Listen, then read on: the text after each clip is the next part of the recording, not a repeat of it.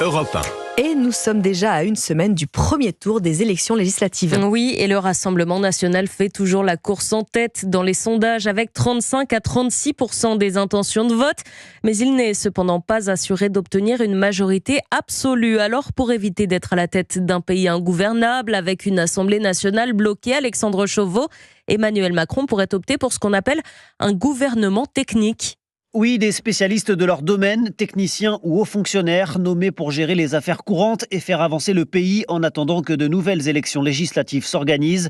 Aucun ne devrait alors faire partie d'une quelconque formation politique. L'objectif, c'est de faire consensus pour que le gouvernement ne soit renversé par aucune motion de censure. Alors sur le papier, l'hypothèse peut être intéressante. Dans les faits, il faudrait que ce gouvernement d'experts vote tout de même le budget pour l'année 2025. Un exercice en général très politique et qui met en lumière les clivages au sein de l'hémicycle.